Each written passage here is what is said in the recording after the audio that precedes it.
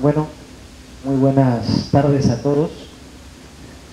Gracias por estar aquí en lo que viene a ser el sueño de la realización, de la puesta en valor de lo que es esta exposición binacional cultura del agua, el agua, un patrimonio que circula de mano en mano.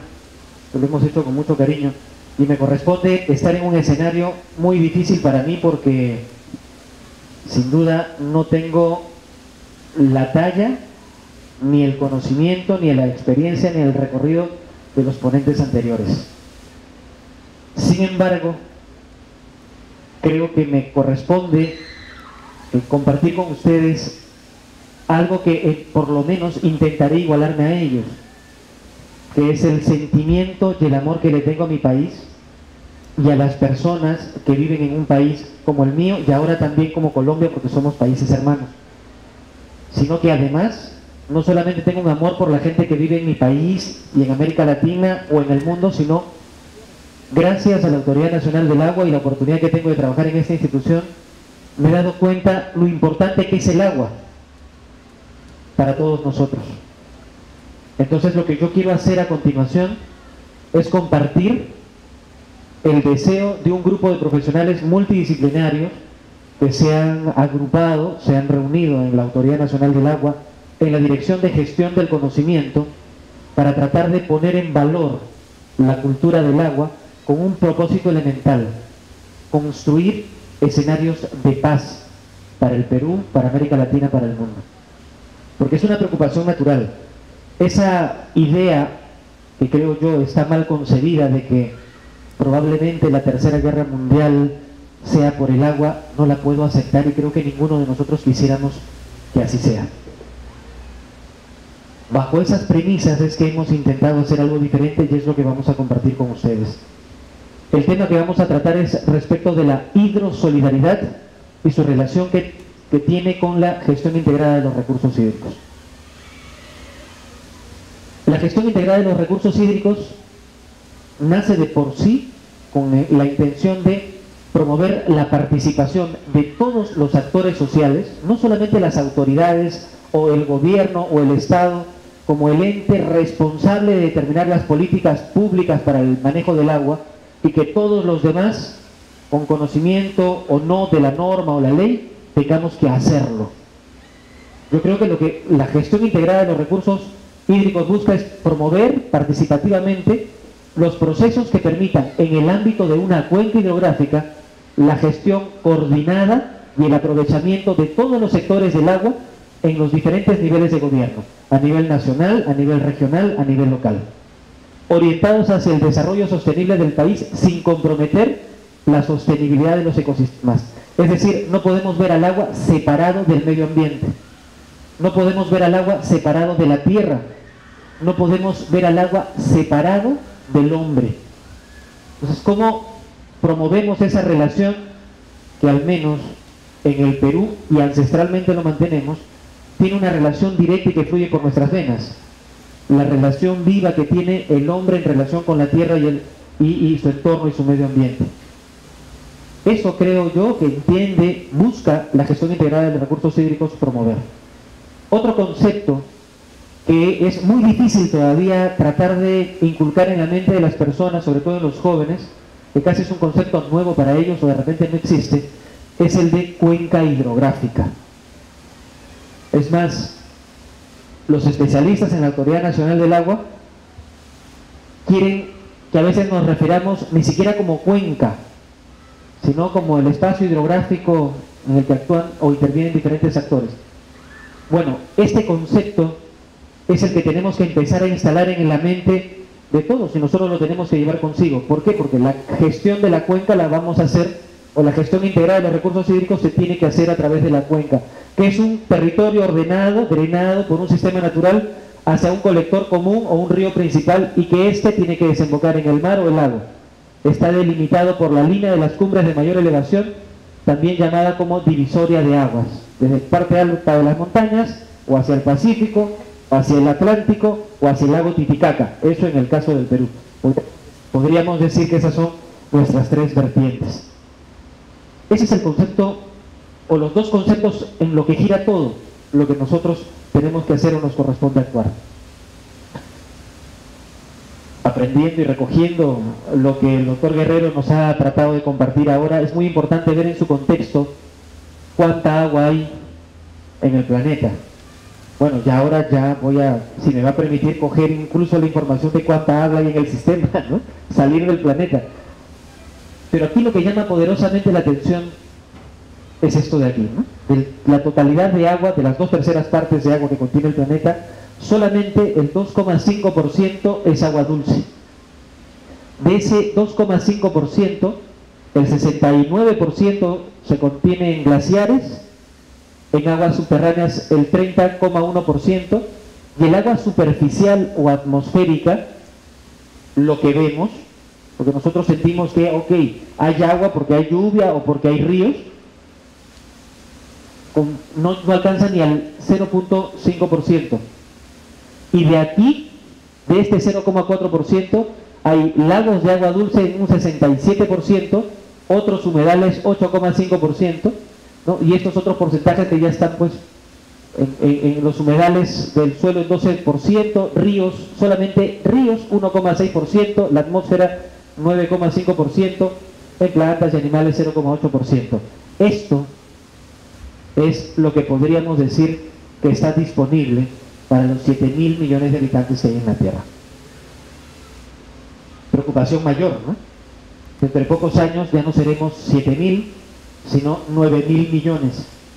Y entonces surge otro gran dilema, que también se suele decir, y que conduce al error. ¿Cómo vamos a hacer para tener agua si no la estamos usando adecuadamente o si determinadas actividades económicas están gastando el agua, amenazando por su afán de crecimiento comercial, económico, en tomar el agua de nuestras reservas? Corremos el riesgo de quedarnos sin agua. ¿Es tanto eso cierto o no? ¿O hasta qué punto tenemos conciencia de que el escenario es diferente? No es que nos vayamos a quedar sin agua, al menos en el Perú es un escenario totalmente improbable, sino que el problema es que va a haber mayor cantidad de población. Entonces vamos a ser más las personas que vamos a tener que utilizar la misma cantidad de agua. Eso significa que tenemos que ser más eficientes en el uso de este recurso, para que el agua que dispongamos o que no vayamos a utilizar lo podamos ceder para que el que no tiene acceso al agua lo pueda acceder a él.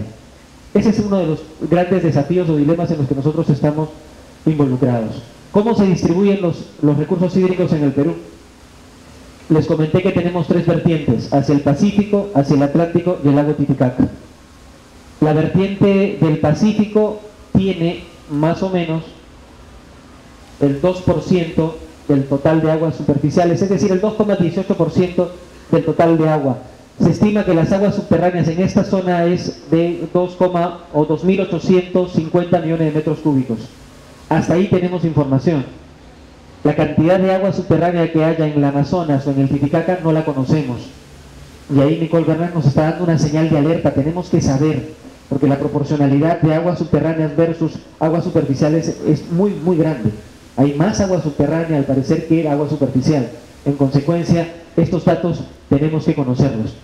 Mientras que el Amazonas tiene el 97% de la disponibilidad hídrica y el Titicaca 0,56%. Estas son cifras que obedecen de alguna manera solo con estos datos de la vertiente del Pacífico.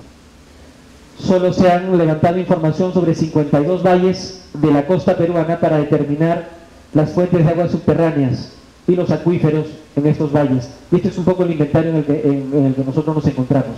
Obviamente sabemos que Ica, Tacna y Lambayeque son zonas en donde se evidencia un estrés hídrico. ¿Cómo es, no? Se supone que por sentido común una persona va a vivir donde tiene los recursos suficientes para poder crecer o desarrollarse. Antiguamente, nosotros conocemos, recorriendo nada más los lugares donde han vivido la cultura inca y las culturas preincas, que están en las partes donde abunda el agua, donde hay agua, en las partes altas. Sin embargo, en estos tiempos modernos nos hemos venido a vivir a la costa donde no hay agua. Entonces hay una sobrepoblación en la costa, sin embargo, no tenemos el recurso suficiente para atender esa demanda. Pero hay un dato adicional mayor. ¿Cómo se distribuye o cuál es el uso y disponibilidad del agua total a nivel nacional? Acá hay un dato. Solamente el 2% del agua de la disponibilidad hídrica que tiene el país se va para la costa. Y de ese 2,2% solamente utilizamos el 47%. Lo demás se va directamente al Pacífico. O sea, tampoco estamos siendo eficientes, a pesar de que es un recurso que nos es escaso. Entonces ahí hay un enorme desafío. El desafío no es de la Autoridad Nacional del Agua. El desafío es de todos los actores que intervienen en las diferentes cuencas para organizarnos de manera tal que logremos optimizar mejor el uso de este recurso. Los diferentes usos que se le da al agua son estos, ¿no? Uso consultivo, es decir, agua que se consume o no consultivo, lo utilizamos, lo aprovechamos y lo devolvemos a su fuente natural. Acá tenemos uso agrícola, poblacional, minero, industrial, pecuario y el uso no consultivo. Solo que acá hay un dato que no está aquí, pero que es importante compartirlo. El uso agrícola, en promedio en el mundo, es de alrededor del 70%, en el Perú es del 85-86%. Pero acá hay un indicador adicional. ¿Cuán eficientes son los que le dan uso agrícola al agua?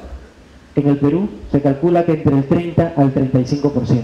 El resto se desperdicia. Igual a nivel poblacional y a nivel industrial. En ambos casos son casi 6-7%. Uso poblacional, miren, cerca del 7%. El nivel de eficiencias en ambos casos es alrededor del 45 al 50%. O sea, uno de los problemas que tenemos en el Perú es que el agua no solamente es barata, porque se paga muy poco, no se reconoce el verdadero valor del agua en el país, sino que además de que pagamos muy poco, estamos pagando el doble por el agua que realmente utilizamos. Porque me refiero al uso poblacional. La mitad del agua la usamos y la otra mitad corre por las tuberías, la desperdiciamos, no la aprovechamos. Entonces ahí hay que hacer un trabajo enorme de concientización. Este gráfico grafica de alguna manera los diferentes usos en los que está relacionado la gestión del agua a través de una cuenca, desde la cabecera de las cuencas, el uso poblacional, agrícola, pecuario, el uso minero, el uso industrial, el uso poblacional, acá otro desarrollo industrial, los diferentes sistemas de control o de regulación del agua, el uso piscícola, actividades de entretenimiento, de turismo, de diversión, como estas de aquí, de preservación, en fin, son los diferentes usos que le damos a nuestros recursos. Y este es una de las láminas que nosotros le denominamos la ruta del agua, en donde tratamos de sensibilizar a la población respecto de cómo tenemos una relación directa con la tierra, con el medio ambiente, entre nosotros. Existen sin duda múltiples usuarios de este recurso. Todos tienen diferentes intereses, algunos desde un punto de vista comercial, otros desde un punto de vista social, algunos incluso hasta desde un punto de vista religioso, espiritual, les dan diferentes usos. Hay usuarios en la parte alta, en la parte media, en la parte baja de una cuenca, para uso poblacional, agrario, industrial, minero, energético, turístico, en fin. Sin embargo, a pesar de este escenario, surge una gran pregunta. Si esa es nuestra realidad, es lo que diariamente sucede entre nosotros, la pregunta es, ¿qué tenemos que hacer frente a ello? En algún momento nos detuvimos a pensar si es que tenemos un rol importante para actuar de tal manera que nos permita preservar este recurso y no tengamos que lograr encontrar otro medio planeta o un planeta y medio más en los próximos 30, 40 años. Claro, es un recurso que está allí, de fácil acceso, es casi como la respiración. Mientras existe el oxígeno, no nos preocupamos. Pero cuando sentimos que nos falta el oxígeno, nos tapamos la boca, la nariz, pasan algunos segundos y entonces tomamos conciencia de que nos falta el oxígeno y empezamos a desesperarnos. No esperemos que estemos en esa situación para hacernos esta pregunta. Desde la Autoridad Nacional del Agua, desde el gobierno mismo, como política de Estado, se está pensando ya en una respuesta a esto. Una de las alternativas, uno de los caminos que la ley nos lo indica y que creemos es una de las experiencias que ya se están implementando en diferentes partes del mundo, y nosotros estamos muy deseosos de recoger esa información, de recoger las mejores experiencias, de contar con expertos como los que han venido hoy y nos comenten sus puntos de vista, sus apreciaciones de cómo tenemos que organizarnos como sociedad civil, como entidades de gobierno o entidades privadas, diferentes actores en torno a la gestión integrada de nuestros recursos hídricos. Entonces surge esta figura del Consejo de Recursos Hídricos de Cuenca, que lo que busca en principio es generar espacios de diálogo donde los diferentes actores de la cuenca tengan la oportunidad de poner en valor sus dificultades, sus inquietudes, sus intereses, sus necesidades, y juntos construyan de manera coordinada, en consenso, los acuerdos necesarios para intervenir en todo su territorio y el uso adecuado de este recurso. Ese es el principio elemental que promueve o que mueve a la conformación de estos recursos hídricos de Cuenca. Espacios de diálogo, donde todos se tienen que sentar a conversar y articular de manera adecuada, cumpliendo con lo que la ley establece, de la mano con las autoridades correspondientes, con un enfoque multisectorial, no solamente dentro del sector de agricultura o del sector de energía y minas o de comercio o de producción, sino de manera corporativa, todos. Ese es un poco el escenario en el que tenemos que actuar y tenemos que interiorizar en la gente. La Ley de Recursos Hídricos determina dos funciones principales para estos consejos: promover la participación de los gobiernos regionales, los gobiernos locales, la sociedad civil, los usuarios de agua de la cuenca, para formular, aprobar e implementar, hacer seguimiento, monitoreo, actualización de los planes de gestión de recursos hídricos de cuenca. Y otra de las funciones principales es elaborar de manera conjunta estos planes de gestión de recursos hídricos. Planes de gestión que no tienen que ser descabellados, que tienen que ir alineados con la política y estrategia nacional de los recursos hídricos, con el Plan Nacional de los Recursos Hídricos y la Política Nacional del Ambiente, alineados además con lo que se está contemplando o se quiere implementar como política del Acuerdo Nacional. Es decir, todos los elementos suficientes para que le dé o les permita desarrollar una gobernabilidad adecuada en la gestión de este recurso. Eso es lo que tenemos que entender. Actualmente en el país nos sentimos muy alejados de esto. Creemos que porque sí, el agua es un derecho humano, todos tenemos derecho al agua y gracias al agua tenemos derecho a tener una calidad de vida adecuada. Sentimos que a veces tenemos la oportunidad o el escenario para exigir, no a nuestra autoridad local incluso, no a los diferentes actores sociales, a los que intervienen con nosotros directamente en un campo agrario, en un sector industrial, en una ciudad, sino exigirles a los demás, a los de la vereda de enfrente, para que resuelvan todos los problemas de los cuales nosotros formamos una parte directa. El nivel de contaminación de las aguas generalmente se basa o principalmente en el uso poblacional e industrial en la que se desarrolla. Nuestros desagües, al menos en el Perú, son tremendos. La realidad del río Rímac lo grafica totalmente. ¿Qué cosa hacemos frente a ello? Ese es uno de nuestros desafíos. Estos son, de acuerdo a la Ley de Recursos Hídricos, los que tienen que conformar parte de nuestros consejos de recursos hídricos. Gobierno regional, Autoridad Nacional del Agua, gobiernos locales, usuarios agrarios, no agrarios, colegio de profesionales, universidades, comunidades campesinas, comunidades nativas, proyectos especiales, y si las cuencas son transfronterizas, tienen que intervenir el Ministerio de Relaciones Exteriores.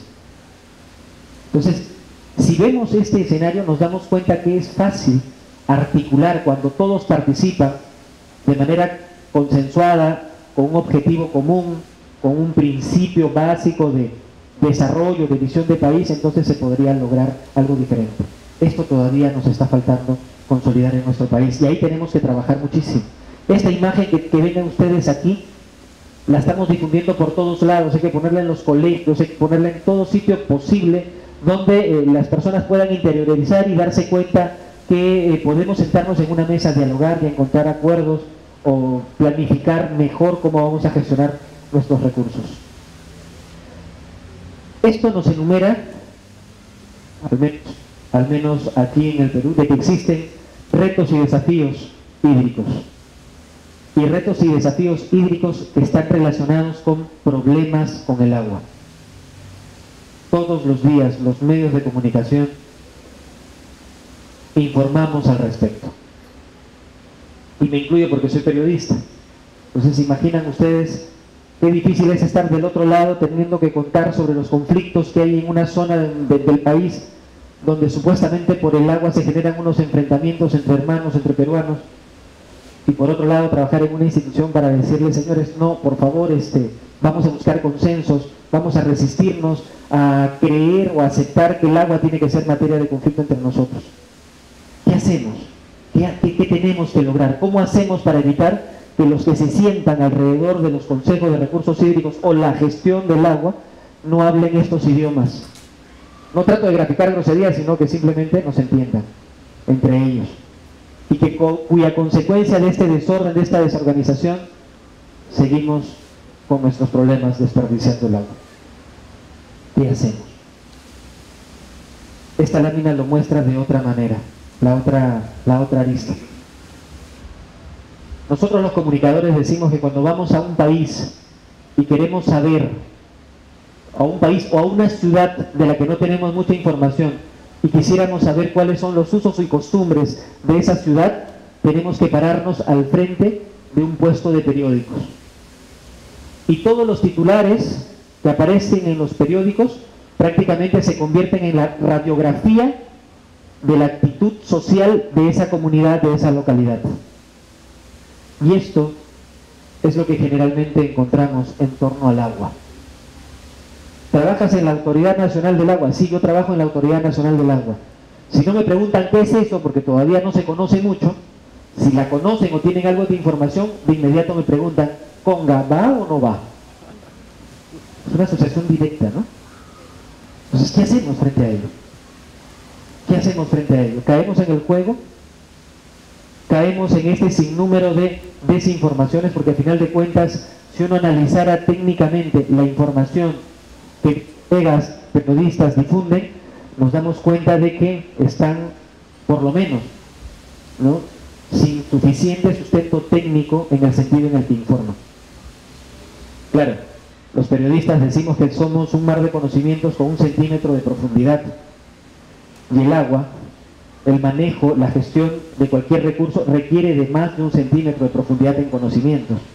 ¿Cómo hacemos para que los periodistas, los comunicadores, los líderes de opinión, los líderes políticos, los líderes sociales tengan un poco más de 1 centímetro de profundidad también para juntos generar una información adecuada?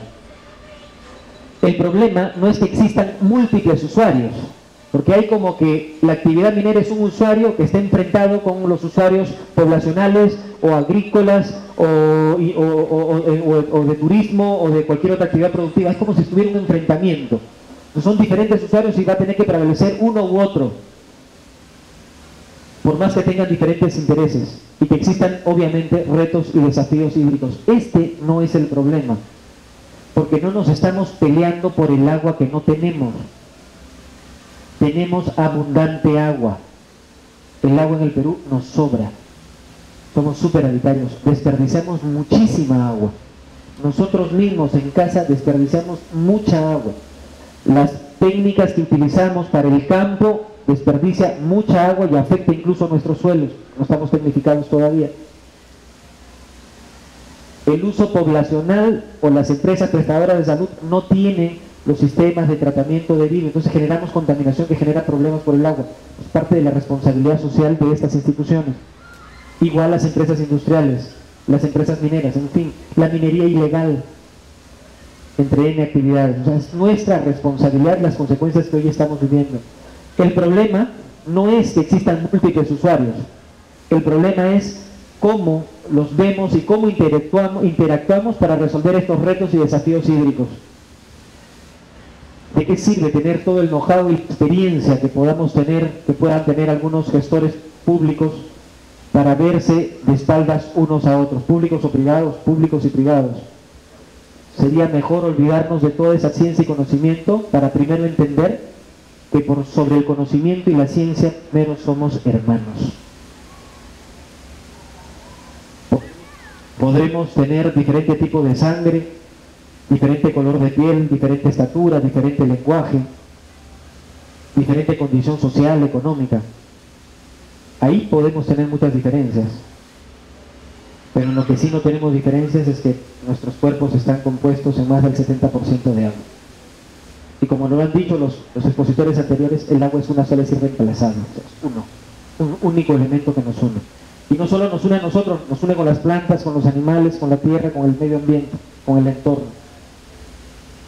Entre los retos y desafíos hídricos, nosotros tenemos dos caminos al menos por los cuales recorrer.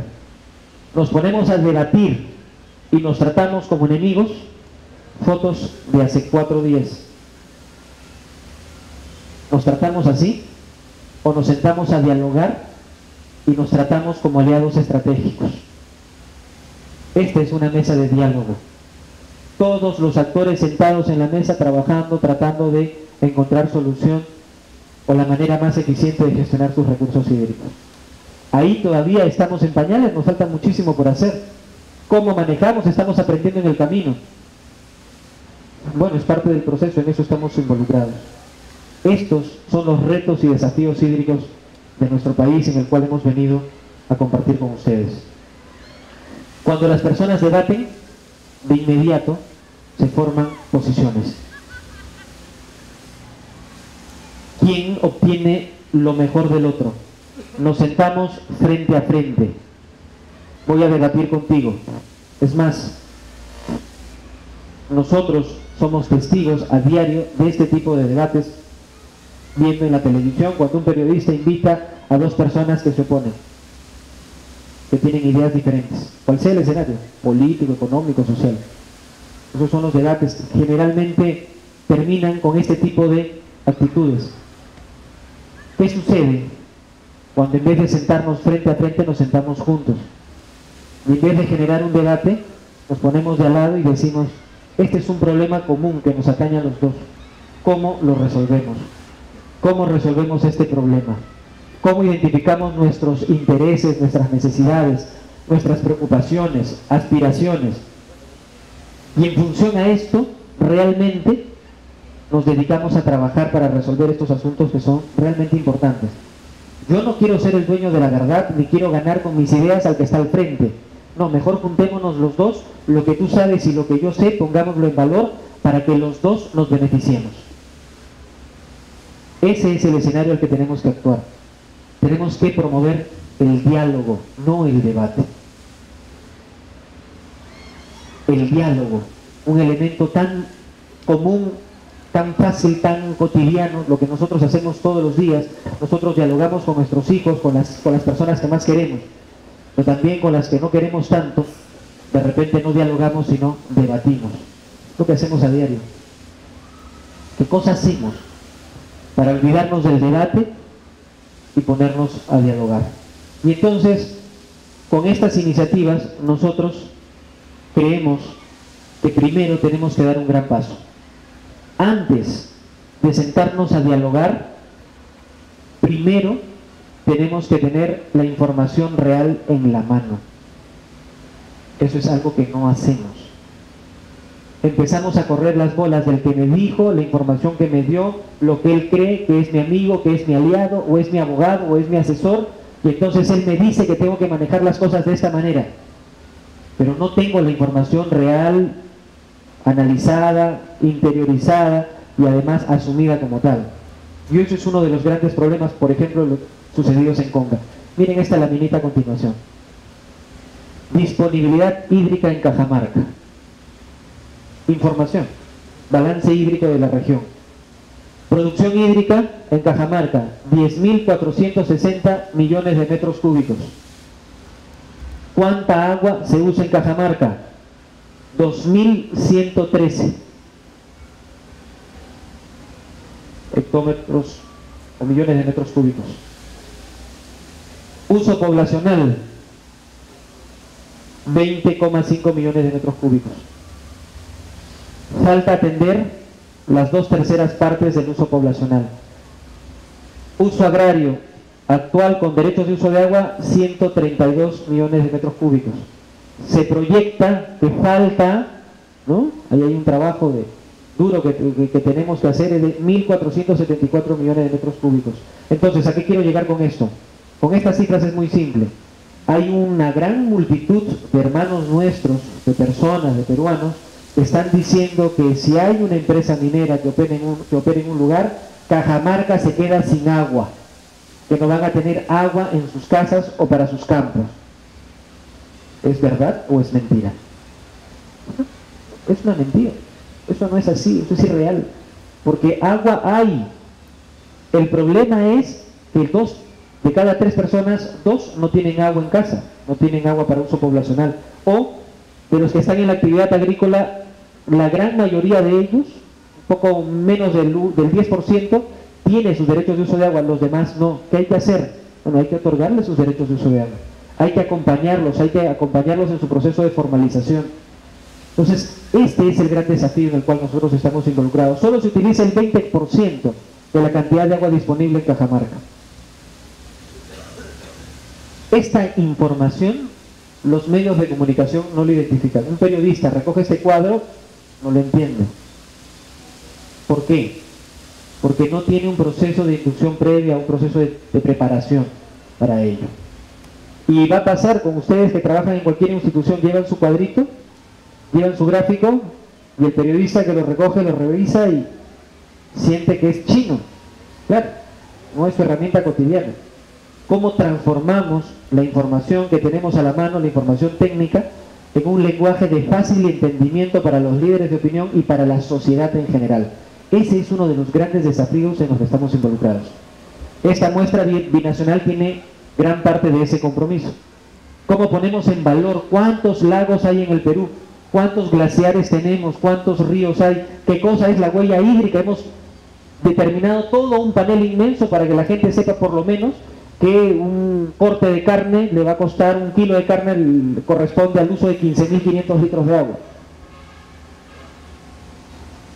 Y poner en valor esa información. Esto es lo primero que tenemos que hacer, informarnos. Luego, entendemos, nosotros al menos en la Autoridad Nacional del Agua, estamos convencidos que la gran parte de los retos y desafíos que giran en torno al agua tienen 5 ejes de acción fundamentales. Hay problemas o hay desafíos en cuanto a la cantidad de agua. Queremos saber cuánta agua hay, cuál es la oferta y demanda del uso de este recurso, cuál es el inventario que necesitamos registrar, cuáles son los balances hídricos por cada cuenca hidrográfica. Entonces allí hay un trabajo que hacer. ¿Cuánta calidad o qué calidad tiene el agua al cual tenemos acceso? Otro pilar importante. Hay que desarrollar monitoreo de las fuentes de agua. Hay que promover la implementación de las plantas de tratamiento de aguas residuales. Hay que desarrollar instrumentos de gestión ambiental. Hay que promover el monitoreo participativo como un mecanismo que permita acercar a la sociedad civil en este proceso de control de la calidad del agua. No es que solamente venga el especialista, el químico, recoja sus muestras, la manda a una universidad, la universidad emita su reporte y listo, acá están los resultados. Resultados que a veces no se pueden ni entender, porque el poblador no sabe cuánto de cada cosa. Es más, hasta los informes vienen con los símbolos de los elementos químicos, de los minerales que pueda contener esa agua. Hasta en eso es confuso. Entonces, ¿qué cosa tenemos que hacer? Enseñarles, acompañarlos. Y ese es un poco el desafío en el que estamos involucrados. Otro elemento importante es el de la oportunidad. ¿Cómo nos preocupamos por darle acceso al agua en el momento en que realmente lo necesiten? ¿Cómo llevamos el agua a aquellas personas que sí efectivamente lo necesitan con mayor urgencia? Con un sentido común de inclusión social. ¿Cómo desarrollamos la infraestructura suficiente para asegurar o tener la seguridad alimentaria como un elemento que nos ayude a prever pan para mayo, para nuestros hijos en el futuro? Y otro elemento importante que tiene que ver con la cultura. La cultura del agua en el Perú, y acá yo hago un símil, porque también esto es una travesura dentro de la Autoridad Nacional del Agua. El desarrollo sostenible tiene tres aristas principales: mi desarrollo económico, mi rentabilidad económica, en cualquier actividad que tenga un enfoque de desarrollo sostenible; por otro lado el enfoque social, ¿no?, mi rentabilidad social; y por otro lado mi cuidado del medio ambiente o mi enfoque o mi rentabilidad ambiental. Si yo cumplo estos 3 elementos de manera equilibrada, entonces estoy logrando el desarrollo sostenible. Pero por allí creo que la UNESCO cogió el componente social y lo desdobló. Dijo, sí, pero este componente social tiene que ir de la mano con la cultura, con la educación para el desarrollo sostenible. porque hay que hacer un trabajo fuerte allí para que los demás entiendan que estos tres componentes existen. Entonces en la Autoridad Nacional del Agua dijimos, sí, claro, tienen razón, en vez de seguir manteniendo el esquema tradicional de cantidad, calidad y oportunidad, vamos a darle igual preeminencia al de cultura del agua. Y vamos a ponerlo en valor, vamos a ponerle mucho énfasis a ello. Y en ese esfuerzo estamos. ¿Para qué? Para crear conciencia social sobre el uso eficiente de este recurso, para promover la gestión integrada de los recursos hídricos. Y obviamente dentro del componente de cultura del agua, como tiene que ver con el relacionamiento de las personas, surge de inmediato este criterio, la gestión de los conflictos hídricos. ¿De acuerdo? Hasta ahí los cuatro pilares, eje, y hay uno que interactúa con todos, que es la adaptación al cambio climático, donde tiene que ver también qué cosas hacemos para evitar o minimizar las consecuencias de los eventos extremos. Estos son los 5 ejes sobre los cuales gira la gestión de los recursos hídricos en el Perú. Nuestros retos y desafíos siempre van a tener alguna relación directa con ellos. Si esto se lo ponemos a un niño de tercer año de primaria, lo entiende. En secundaria le queda clarito. Entonces eso es lo que tenemos que compartir con ellos, hacia ahí nos estamos orientando. Solo que aquí nosotros dijimos otra vez, cuidado, esto no nos gusta. El agua no debe ser materia de conflicto entre los hermanos peruanos. Entonces nos vamos a olvidar de los conflictos y vamos a desarrollar alguna herramienta, algún elemento que nos ayude a darle una connotación positiva de hermandad, de asociación entre nosotros. Y ahí surge este concepto de hidrosolidaridad. No queremos, nos resistimos, al menos en la Autoridad Nacional del Agua, a gestionar conflictos. Porque imagínense, vamos a administrar los problemas, ¿no? No, vamos a desarrollar alternativas de solución para que esos problemas se transformen a un enfoque constructivo y que eso permita, al contrario, contribuir a la consolidación de la gestión integrada de los recursos hídricos en el país. En el año 2003 la UNESCO ya lo establece como una herramienta o como un proceso que promueve la participación de todos los actores sociales con un enfoque de desarrollo sostenible y de promoción de la GIR, pero como un tema teórico. Entonces en la Autoridad Nacional del Agua dijimos, vamos a poner una oficina de hidrosolidaridad y vamos a tener gestores de hidrosolidaridad, y hacia ese escenario hemos ido. Esto grafica el por qué, estoy tratando de explicarles por qué existe ahora y es motivo de conversación con ustedes. La Autoridad Nacional del Agua promueve una nueva cultura del agua por la paz a través de la hidrosolidaridad. Tenemos que entender que somos hermanos de agua. Ese es el principio elemental en el cual gira esta estrategia que venimos aplicando en la Autoridad Nacional del Agua. Los yacupas guayquicunas, se les dice en quechua, ¿no? Los hermanos del agua. Esa hermandad de agua es lo que nosotros tenemos que construir. ¿Cómo hacemos que aquellas comunidades, aquellos sectores que son reacios a la presencia del Estado porque siempre se han sentido olvidados, ahora nos acojan, ahora nos busquen, ahora se acerquen a nosotros? Ya no somos una entidad del Estado que tiene una ventanilla de atención al público donde el que tiene por obligación, porque la ley lo manda, a solicitar su derecho de uso de agua, tiene que venir con su lista de requisitos para que nosotros lo evaluemos, los técnicos evalúen y digan si le corresponde o no, o cuánto le dan. No. Los técnicos tienen que ir al campo, tienen que ir a esas zonas donde están los que necesitan regularizar o formalizar sus derechos de uso de agua, los que necesitan aprender a controlar la calidad de sus fuentes naturales de agua, o los que necesitan mejorar sus mecanismos o sus sistemas de regadío, para que con la asesoría técnica podamos lograr un consenso, construir un vínculo de hermandad entre las partes, los técnicos, los que saben, es decir, el Estado, los especialistas y aquellos que tanto nos han esperado y que tanto nos necesitan. Obviamente construir ese espacio de confianza toma su tiempo y es un largo proceso, pero ¿saben qué? Ya empezamos. Porque hay uno de los distritos principales, como por ejemplo Selendín, Guasmí, en Cajamarca, que son los más reaccionarios con el problema de Conga. Ahora cuando van nuestros agentes de hidrosolidaridad allá, nos acogen con mucho cariño, al punto que nos quedamos 15 días, 20 días con ellos, compartiendo y haciéndoles un poco de enseñanzas en cuanto a la ley de recursos hídricos, les llevamos materiales, los asesoramos, y entonces el tema empieza a fluir diferente.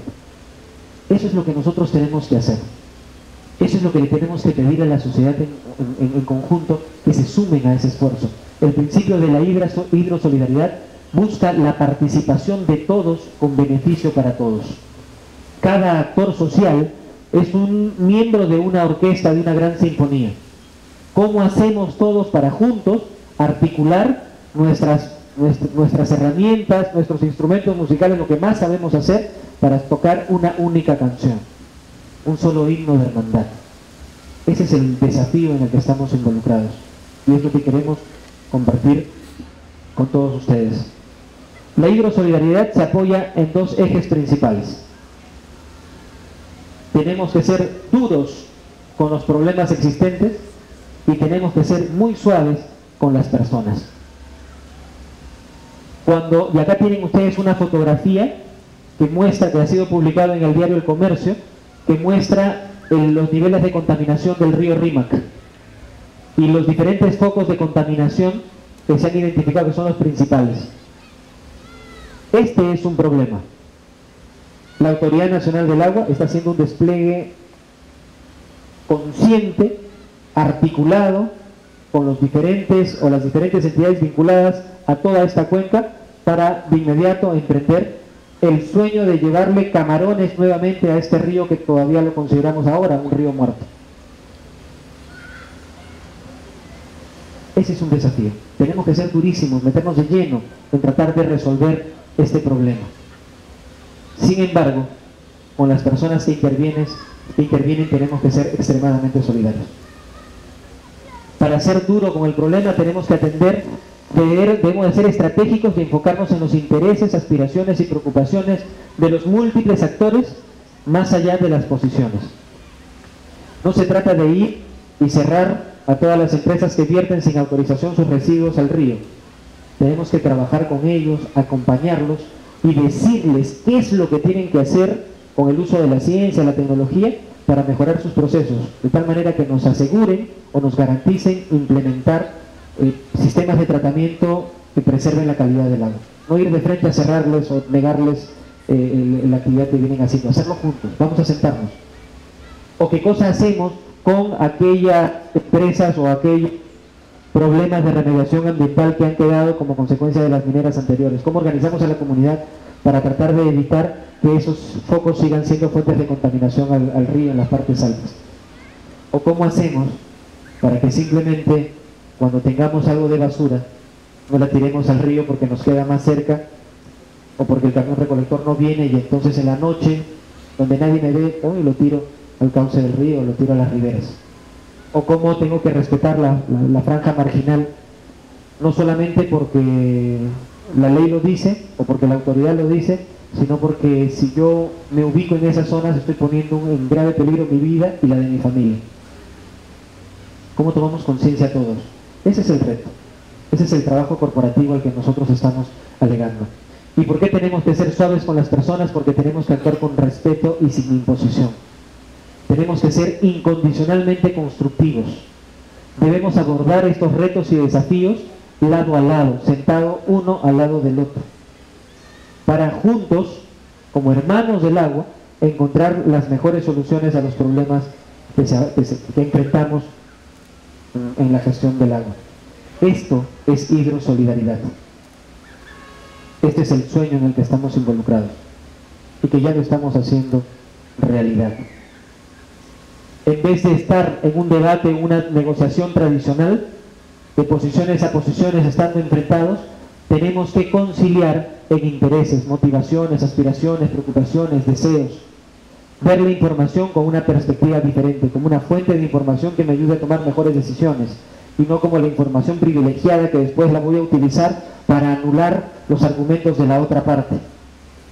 Ese tipo de criterios ya no deben coexistir entre nosotros. Ahí es donde tenemos que trabajar, cambiar nuestra actitud. Es más, dentro de la Autoridad Nacional del Agua, los más de 1000 trabajadores a nivel nacional, tenemos una consigna personal. Nosotros somos empleados públicos al servicio de la sociedad. Somos servidores públicos, gestores públicos. Nos debemos a los demás. No estamos para controlarlos, supervisarlos, imponernos, en lo absoluto. Somos sus facilitadores. somos el medio para que ellos encuentren la legalidad o la mejor manera de hacer uso de su recurso hídrico. ¿Cómo podemos ayudar a pasar de este proceso de posiciones o de enfrentamiento de uno contra el otro a uno al lado del otro? Bueno, tenemos que trabajar mucho en el lenguaje no verbal. Una comunicación que permita el contacto visual, el lenguaje corporal, no interrumpir, no explicar, no aconsejar, no ser autoritarios, sino al contrario, ser los que acogemos. Es muy fácil, el ejemplo es simple, eso lo compartimos con todos los administradores de la Autoridad Nacional del Agua. Tenemos que actuar como actúan los padres o los párrocos en las iglesias. Ellos acogen a todos, los reciben, van, los visitan, los acompañan, detectan un problema y intervienen, tratan de entender cuáles son sus motivaciones, sus principales intereses y luego los ayudan a canalizar sus fuerzas o sus presiones o sus intereses en un sentido o una connotación positiva. Construyen un escenario de paz. Ese es el trabajo, esa es la labor que los gestores de hidrosolidaridad tenemos que hacer. Siguiente. Para cambiar la manera como actuamos y como abordamos retos y desafíos hídricos, debemos de cambiar la manera como pensamos. Que al final de cuentas es una actitud diferente. ¿Y qué cosa es una actitud diferente? En alguna ocasión alguien dijo por allí que la actitud es la suma de dos elementos, de dos ingredientes. La voluntad, primer ingrediente, es decir, tener las ganas, la disposición de hacer algo, tener la disposición personal, la convicción de hacer algo. Y el segundo elemento es la fe. Estar convencido que eso que quieres hacer lo vas a lograr. Entonces, si tenemos la voluntad de construir un escenario de paz, de construir una cultura del agua por la paz, y creemos que lo vamos a lograr, lo único que nos falta es contar con el apoyo y la colaboración de todos ustedes para que más fácil, en el menor tiempo posible, lo logremos. Porque de que lo vamos a lograr, lo vamos a lograr. De eso no nos queda duda. Lo único que queremos es que ustedes nos ayuden para que esto sea más pronto, para que se beneficien no nosotros, sino los que ahora están enfrentados más pronto, o los que no tienen agua, tengan agua más pronto. Ese es el principal objetivo en el cual nosotros giramos. A continuación les quiero mostrar un videito muy chiquito que grafica la importancia de la actitud que tenemos que tener frente a la gestión de los recursos hídricos. Imagínense este escenario. Una ciudad con un tráfico infernal, hora punta, y de inmediato se cae un árbol e impide el paso, interrumpe el tránsito de una avenida principal. Vean lo que sucede.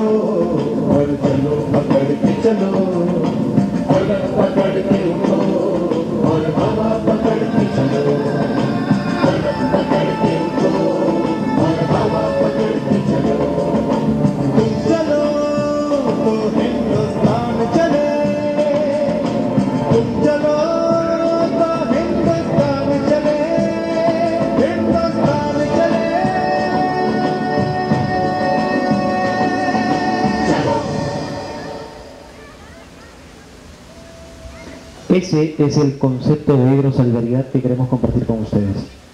Nosotros hemos elegido ser como esos niños. Tenemos que contagiar a todos los demás a que nos ayuden a resolver los problemas que nos acogen a todos, que acogen a todos aquellos que tienen relación con el agua, es decir, a todos. Ese es nuestro propósito.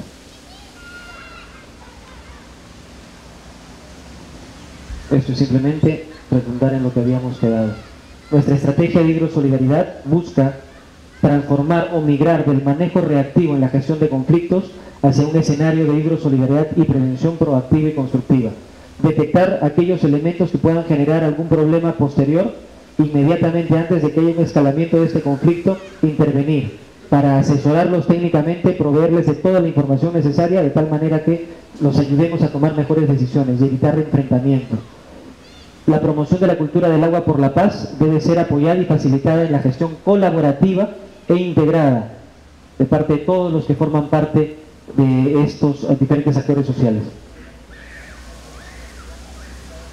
Tenemos que reconocer las preocupaciones y aspiraciones de inmediato. En segundo lugar, tenemos que hacer una búsqueda conjunta de información. Tenemos que garantizar o al menos asegurarnos que la información sea creíble y confiable por todos los actores. Entonces tenemos que, si es posible, construir de manera conjunta todas estas fuentes de información. Esto puede tomar más tiempo, pero vale la pena hacerlo, porque es lo que asegura que la toma de decisiones tiene un sustento o una base legitimada, una información legitimada por todos. Ofrecer acuerdos de contingencia cuando hay problemas, de inmediato tratar de enfrentar los problemas de manera conjunta, consensuada entre todos. Aceptar la responsabilidad de admitir errores y usar procesos colaborativos para compartir poder. Si nos equivocamos en algo, lo aceptamos y luego nos volvemos a juntar y juntos vemos cómo encontramos una salida a estos problemas. Y por otro lado, bueno, tiene que haber necesariamente procesos de colaborativos de compartimiento del poder. Tenemos que actuar de manera confiable y consistente y obviamente tenemos que construir relaciones positivas y duraderas. No solo se interviene, se resuelve el problema y el tema queda allí. No, ¿cómo hacemos que todos realmente sigamos a lo largo del tiempo juntos, interrelacionados, construyendo una relación interpersonal que vaya más allá de lo que hacemos? Nosotros en febrero de este año hicimos un evento denominado, un simposio, Gestión del Agua por Cuenca. Y ahí llegamos a determinar desafíos o retos en cuanto a la hidrosolidaridad. Estos son tres importantes: la construcción de una visión compartida, orientadas a la articulación y la sinergia basada en el agua como un bien común. El agua no le pertenece a nadie, nos pertenece a todos, es un patrimonio de la humanidad y tiene que circular de mano en mano. Tenemos que generar y sistematizar mecanismos de acceso a la información confiable y difundirlo a todo nivel y a todo tipo de actores. Tenemos que transformar la información en conocimiento y ponerlo en valor. Y tenemos que generar o implementar de manera participativa políticas públicas para agua, saneamiento, acceso en cantidad y calidad suficiente y obviamente con un enfoque de desarrollo sostenible en el tiempo. ¿Qué tiene que hacer el Estado? Crear una línea de base sobre la cultura del agua y la hidrosolidaridad, diseñar e implementar una política educativa que incluya los saberes, valores y prácticas locales para a partir de allí construir valor o a partir de allí desarrollar esta cultura del agua y no al revés. Fortalecer capacidades en cultura del agua e hidrosolidaridad a las autoridades o actores sociales que toman decisión en los consejos de recursos hídricos de Cuenca. Gestionar los recursos necesarios. Pongo en primera fila el talento humano, luego las herramientas que ellos van a tener que utilizar y en tercer lugar los recursos económicos que tienen que proveerse para que esto funcione. Y obviamente una apertura al diálogo con la participación de todos los actores de la cuenca. A esos que son más recalcitrantes o más reaccionarios, a ellos hay que sentarnos en primera fila. Son nuestros clientes VIP, son a los que hay que dejarlos hablar todo lo que quieran, nos tienen que contar todas sus preocupaciones, porque si entendemos a las personas más difíciles, vamos a estar mucho más cerca de las soluciones reales, y no al contrario dejarlos fuera, no considerarlos. Eso tiene que ser totalmente al revés, tenemos que contar con ellos, tienen que ser nuestros principales aliados. Y aquí el pedido a aquellos que forman parte del sector privado o de la sociedad civil, necesitamos que se involucren en este proceso de desarrollo de capacidades para la GIRS, que van a estar en el marco de las políticas de Estado, que sean actores de difusión y practiquen los principios de la cultura del agua e hidrosolidaridad buscando la eficiencia. La actividad minera, muchas empresas mineras han crecido de espaldas a sus comunidades. Ellos ya lo aceptan como un problema real. Entonces lo que tienen que hacer es empezar a voltear a mirar a las comunidades y construir a través de la información, de la educación, del intercambio, de las políticas de responsabilidad social que ellos emprendan para crear estos escenarios de cultura del agua e hidrosolidaridad. Tienen que promover el desarrollo de investigaciones en las diversas temáticas que involucra el agua. Estamos muy presurosos por poner en valor los estudios sobre la glaciología o la adaptación al cambio climático o eventos extremos en nuestro país. Entonces allí tenemos que sumar esfuerzos. Las universidades tienen un enorme desafío de investigación en tema del agua y tenemos que juntarnos para que con la cooperación internacional podamos hacer esfuerzos conjuntos y no esfuerzos aislados. Comprometer recursos del sector privado para ejecutar estudios que mejoren el conocimiento o la información de cada una de las cuencas. Si yo tengo una empresa en una cuenca, yo soy el primer interesado en conocer la realidad de esa cuenca y ver de qué manera puedo contribuir a un desarrollo, a una gestión de esta cuenca. Entonces ese involucramiento tiene que existir. Y organizar observatorios ciudadanos para la gestión de los recursos hídricos en las cuencas. Vigilancia ciudadana. Tienen que participar todos los actores sociales, la sociedad civil organizada, para vigilar o de manera conjunta acompañar en los procesos de monitoreo, de vigilancia en cuanto a la gestión de los recursos hídricos. Eso es lo que quería compartir con ustedes. Muchísimas gracias. Muchas gracias, licenciado Navarro.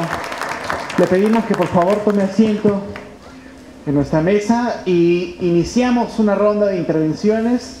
Tal vez una reflexión acerca de la propuesta que trae sobre hidrosolidaridad.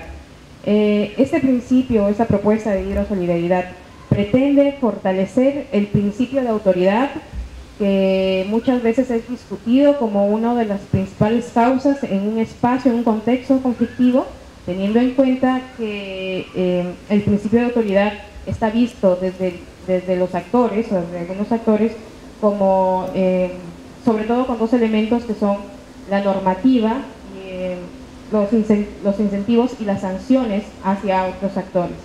Gracias. ¿Alguna otra intervención? Buenas, soy la ingeniera Antonieta Gutiérrez de la Universidad Nacional del Callao. Usted ha mencionado mucho y felicito su exposición porque es muy grandioso y nos ha levantado el espíritu, yo creo que de solidaridad. Cuando uno va a visitar una cuenca, encuentra a la autoridad local de aguas en su escritorio asistente, si es que no lo tiene y lo han despedido, y a su secretario. Conversando con ellos a veces dicen que están más desesperados porque cada 3 veces lo contratan. Y yo creo que ellos están más angustiados a veces de pensar si es que lo contratan o no lo contratan, porque viven a veces de quejas, y de quejas se hacen legulillos porque es una solución de conflictos que tienen que hacer en la cuenca, y el usuario va por algún problema y a veces no tiene ni movilidad para irse a la punta del cerro, a la cabecera de cuenca donde hay problemas algún problema que solucionar. ¿Cómo se puede hablar de hidrosolidaridad si desde la central a veces no le dan ese apoyo para que ellos puedan solucionar algún problema? Esperan la voluntad del usuario, la queja, que les preste de repente alguna movilidad, ¿sí? Me gustaría que explique eso porque visito cuencas y en todas las cuencas que uno va encuentra ese problema, ¿sí? Muchas gracias. ¿Otra intervención o consulta? Doctor, buenas noches. Soy ingeniero Palomino de la de Comas. Como Lima Norte pertenecemos a la cuenca del río Chillón. Una consulta es, yo pertenecí al grupo técnico del río Chillón, donde nos hemos sentado en mesas, hemos conversado de todos los problemas, hemos planteado soluciones, proyectos, pero el problema al final es el financiamiento, el recurso económico, para poder hacer realidad estos proyectos. Por ejemplo, hacer defensas ribereñas, que las márgenes sean pues parques lineales, sean ecológicamente rentables, sostenibles, disminuir la contaminación. Pero el problema es cuando llegamos al tema económico, ¿quién invierte? Por ejemplo, en Canta, la cabecera o la cuenca alta de Canta, hay que hacer programa de forestación. Le dices al alcalde de Canta, señor, tenemos que forestar toda esta parte. Señor, no tenemos recursos económicos. La pregunta es, ¿se le han previsto financiar proyectos en la recuperación de las cuencas? Gracias. Una última pregunta para poder cerrar esta sección. Buenas noches con todos, mi nombre es Luis Lina, trabajo en la Municipalidad Distrital de Ate, un saludo del alcalde Oscar Benavides. Mi pregunta principalmente es la legislación, lo que es la Ley General de Agua. Si bien es cierto, nosotros tenemos, como usted nos dijo, un río muerto, que nos alimentamos para regar todos nuestros parques y todo nuestro sistema, pero tenemos un problema. Cuando tenemos las fuentes contaminantes ya identificadas, queremos actuar, la ley no nos permite, ¿no? Entonces, quisiera saber si el ANA está ya tratando de incorporar a los gobiernos locales, como también en eso de la descentralización, ¿no? Para que puedan ellos también legislar y puedan sancionar a los contaminadores. Porque hasta ahorita no podemos hacer nada porque las empresas que contaminan nos dicen que dependen del ANA. Los que contaminan los canales de riego nos dicen que depende de la comisión de regantes y hay que llamar a la lijeza. Entonces las municipalidades estamos con las manos atadas, ¿no? Y el servicio que le damos a nuestros vecinos pues es agua contaminada. Entonces eso es lo que no queremos, ¿no? Gracias. Muchas gracias. El licenciado Navarro. Ok. A la primera pregunta respecto del principio de autoridad y si la hidrosolidaridad busca consolidar el principio de autoridad de la ANA. Yo creo que lo que tiene que hacer la ANA es recuperar los espacios que desde un primer momento no se lograron consolidar en el corazón de la gente. Nosotros no queremos que nos reconozcan porque somos la autoridad nacional del agua. Queremos que la sociedad en su conjunto entienda que somos un grupo de profesionales con una enorme vocación de servicio y con una entrega de día a día, de lunes a domingo, por hacer que la gestión de nuestros recursos sea cada vez más eficiente en el país. Lo que queremos es construir ese espacio. Ese espacio, la hidrosolidaridad promueve eso. La ley de recursos hídricos lo establece todo y nosotros estamos obligados a cumplirlo. Los técnicos tienen el know-how suficiente para acompañar en la asesoría técnica necesaria. Y los que trabajamos en el componente social tenemos la obligación de construir un relacionamiento muy positivo, muy constructivo con todos los diferentes actores sociales. Si lo logramos, vamos a legitimarnos como institución y por ende vamos a empoderar la gestión también de los diferentes actores en la sociedad. Entonces, más que una recuperación de un principio de autoridad es ponernos en valor en la sociedad y meternos al corazón, en el corazón de la gente. Estamos al servicio de todos, eso es lo que queremos hacer. En cuanto a las deficiencias, a lo que mencionó la señorita respecto de algunos profesionales que efectivamente están en sus escritorios con poca dotación de infraestructura, sin duda el sector agricultura es uno de los sectores más difíciles o los que menos han desarrollado su infraestructura para dotar de tecnología y de recursos a su personal. Eso no es ninguna justificación, por eso se ha hecho ya un diagnóstico situacional de la institución y hay un plan de fortalecimiento de la institucionalidad. Entonces, en algún momento, estamos seguros, vamos a poder atender poco a poco, de manera programada, en función a lo que nuestro presupuesto nos lo permita, dotar de los mejores recursos. Pero lo que sí quisiera valorar es algo que está por encima de los recursos o las herramientas de gestión que podamos tener. Lo que tenemos que lograr, y en ese esfuerzo estamos, es de identificar y de dotarnos, al menos, del mejor recurso humano, más que recurso, el mejor talento humano, que tenga una vocación de servicio, un verdadero compromiso de gestor público, para ponerse al servicio de los demás. Entonces, ese es el primer gran paso. Lo siguiente tiene que ver con la dotación de infraestructura y incremento de profesionales en función a las necesidades. Es más, respondiendo también al alcalde de Ate, tenemos dentro de nuestro plan de fortalecimiento la implementación de las autoridades administrativas del agua, que son las famosas triples A. Hasta el momento tenemos 4 o 5 implementadas a nivel nacional, tenemos que llegar a implementar las 14 que tenemos delimitadas. Chillón, Rímac, Lurín es una de las cuales estamos con mucho énfasis. Entonces, en breve vamos a tener lo necesario para ello.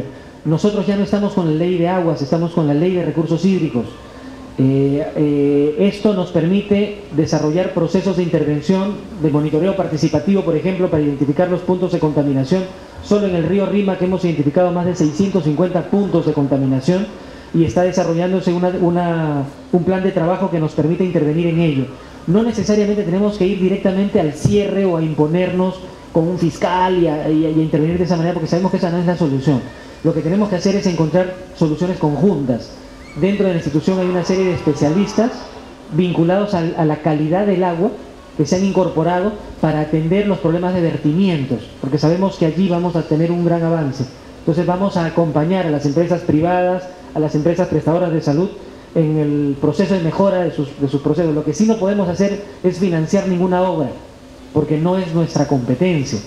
Nosotros sí estamos acompañando con los estudios, con los perfiles adecuados, tanto para prevención, incluso en caso de desastres. Este año lo hemos hecho de muy buena manera. Más de 500 perfiles se han desarrollado solo con esta temporada entre enero y entre octubre y febrero, más de 600 en realidad perfiles dados a los gobiernos locales para que de inmediato lo implementen en situaciones de emergencia, de tal manera que podamos menguar las afectaciones por los eventos extremos. Hay un esfuerzo conjunto. Y básicamente estos son las respuestas a las preguntas. Simplemente quiero volver a insistir en algo. No solamente la cuenca o la cuenca del Amazonas, sino las 159 cuencas que tenemos en el país son importantes.